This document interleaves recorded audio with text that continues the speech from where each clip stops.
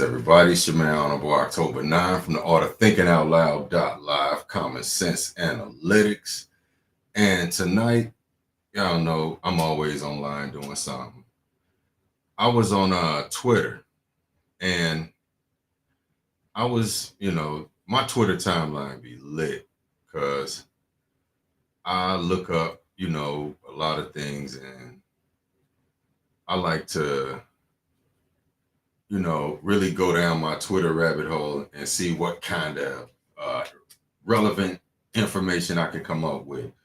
Well, tonight, earlier today, just to kind of give you a little bit of a backstory, I was watching a few videos with like Ali Carter, as well as a few other people talking about the different underground connections between houses in not just Hollywood, but in other major cities.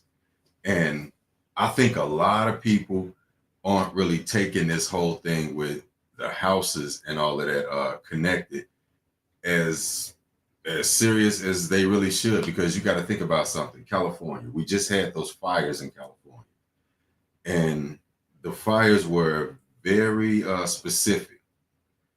They only hit certain homes, certain areas, certain property.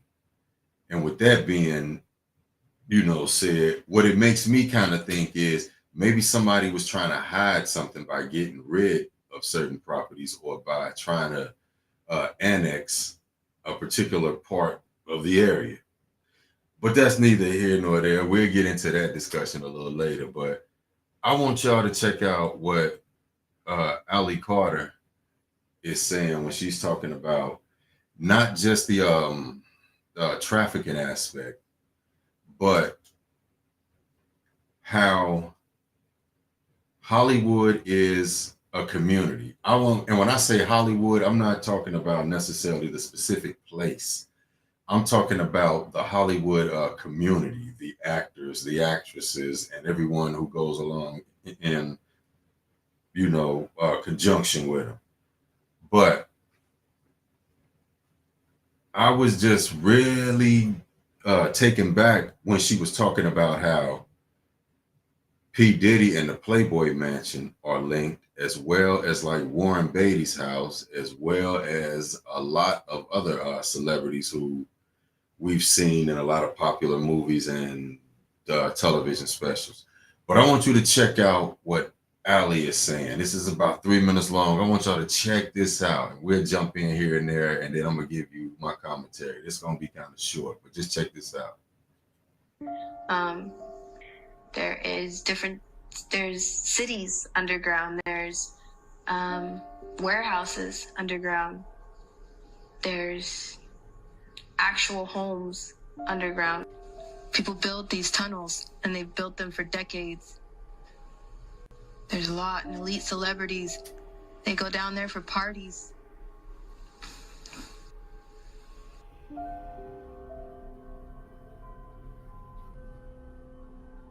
Underneath the Getty Museum in Los Angeles, California. I was there for a cock party. We walked through the museum, through the garden area, and employees led us to underground tunnels. We had to take an elevator and stairs. We had to be led. There is no way that you can just walk into a tunnel. The entrances and the exits are in your face, but there's no way that you can just walk through tunnels. You'll get stuck. You'll go deeper and deeper, and you won't be able to come back out because it's hard, because the tunnels run all different directions for miles and miles and miles and miles. So if you go down the wrong one, you'll get stuck, and it's confusing to turn back around and get back to where you're going. Y'all know what that makes me think of? I don't know if y'all remember, like maybe about a couple years ago, there was a lot of hype about this trend about the back rooms, where people were finding themselves lost in these labyrinth of like underground tunnels and different things. And it started off with like as a video game. I was seeing people playing video games, and then it's like from that point, people started finding spots, different locations, and they started going into different locations, and they noticed that it was mirroring the same thing they were seeing in video games.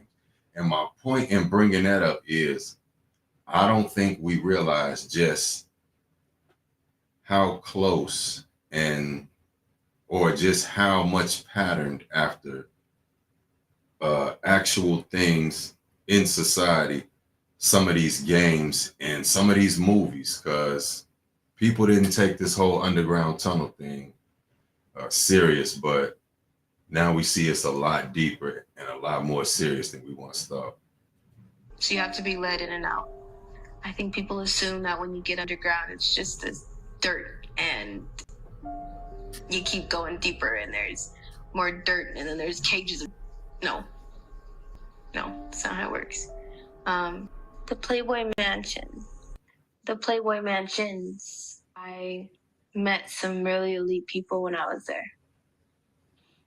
I had to do jobs with some elite celebrities.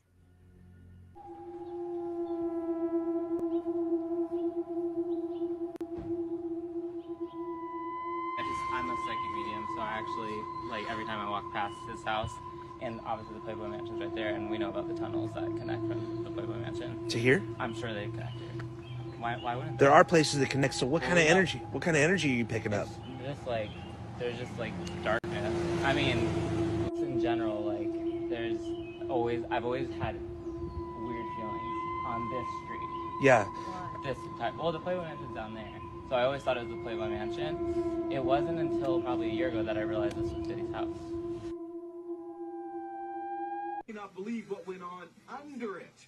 Playboy magazine reports it has just discovered blueprints for a network of tunnels beneath the mansion that supposedly led to the homes of Jack Nicholson, Warren Beatty, James Caan, Will you watch yourself? and Kirk Douglas. Now dig this. A photo from the late 70s allegedly showing an excavation in progress beneath the mansion.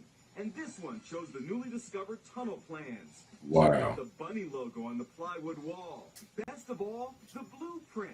It says this tunnel leads to James Caan's house. This one to Jack Nicholson's. This one to Kirk Douglas's. And this one goes all the way to Warren Beatty's house.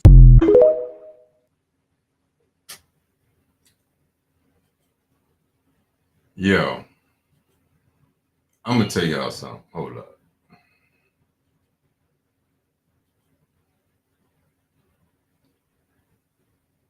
Let's put a few things into perspective. First off, hold up.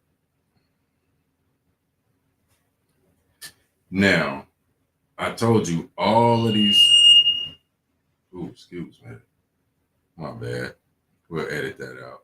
But I told y'all a lot of these celebrities, the reason that they all want to live in conjunction with each other and they want to stay close in proximity. And have you ever noticed that we really don't see these celebrities a lot? Like, even when you live in places, sometimes, like, I know I've heard about folks who live like out near Hollywood and places like that, and they talk about how they run into maybe certain celebrities here and there, but they don't really see the big names and stuff like that. And it started making me think a little deeper, like, if these people have tunnels underneath their homes and they have entire cities, entire layouts where they can have parties, they have buildings, it puts me in the mind of the television show Paradise, you know, as well as a few other presentations I've seen and different things I've read about, where there are military installations or DUMBs, you know, and the public is pretty much oblivious to this. It's not something that's just readily shared with the public. It's as matter I'll tell you what, as a matter of fact, they never lie to us, actually. The truth is always in plain sight because the best place to hide the truth is right in front of us. So what they do is they cartoonify it by making cartoons and making memes and making movies, and they turn what would be shocking truths into entertainment. It becomes science fiction. It becomes, you know, whatever little Netflix special, Hulu special that they want to come out with. And you can always tell because events just seem so real. They use actual organizations. They use, in a lot of cases, they use actual names of like actual people. But just going back to this whole tunnel situation, and then I'm gonna close out. But what I wanted to just kind of put on your mind is this trafficking situation. We got like the Diddy case about to come up in about another month, and I'm starting to think that this case isn't going to be as clear cut as people think it is. And the reason I say that is because a lot going on with it has been kind of soiled and disrupted by social media. Every other week, there's a new litany of accusers. Now we got Terrence Howard saying that Diddy tried him as well. And listen, like I said, I don't know, but it sounds like Terrence Howard is jumping on the bandwagon the closer it's coming towards this trial. Maybe Terrence Howard has something big coming up and they're using Terrence Howard as propaganda. Nothing is off the table for me. I ask questions. But I'm thinking about the fact that we're getting so much information, some of it good, some of it bad, some of it BS. But that's the new propaganda right there, is that they don't hide anything from you. They just overload you with it. They hit you with truths. They hit you with nonsense. They hit you with BS, and then they hit you with flat out lies. They hit you with comedy. You know, everything's in this big cesspool, and it's hard to find any type of discernment on what's real information. So most people find themselves milling around, just kind of grasping onto whatever new like tentacle of this particular, conspiracy theory is. Like, okay, they're saying this now. No, they're saying this now. No, this is how this goes. Listen, I'm gonna tell you something, and then I'm gonna get up out of here. What we got to do is this: pay attention. Pay attention to what's going on.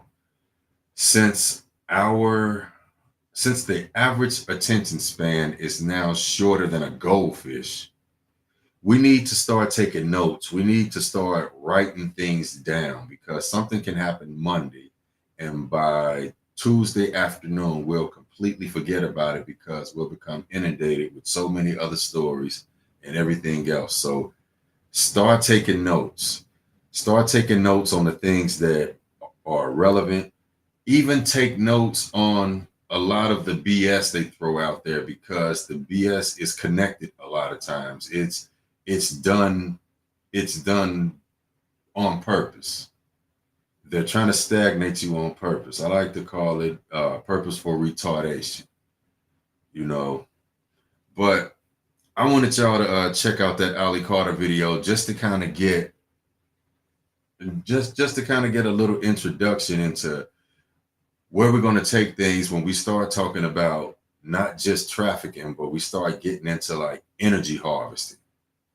And that's what my main goal is to tie everything into this grand harvesting that we see happening every day we see small little aspects of it on a day to day. But, you know, as with anything, when you're standing up close, you have a very short vantage point. As you move back, your perspective shifts, it widens, and you now have a more panoramic view and your vantage point shifts. So all I'm trying to do is I'm trying to back up, take notes, allow my vantage point to, you know, enable me to come to better conclusions or to even better questions. See, because listen, I've learned this much. Sometimes it's not necessarily trying to get to the bottom of it. It's just trying to find out if it's false altogether. Sometimes you're not trying to figure out, oh, is this going to happen so and so? Man, y'all better learn to auto host. A lot of this stuff ain't even true. It's all manufactured propaganda. Smith-Mundt Act. Look it up. But we're gonna continue this conversation. Y'all know who it is. Your man, Honorable October 9.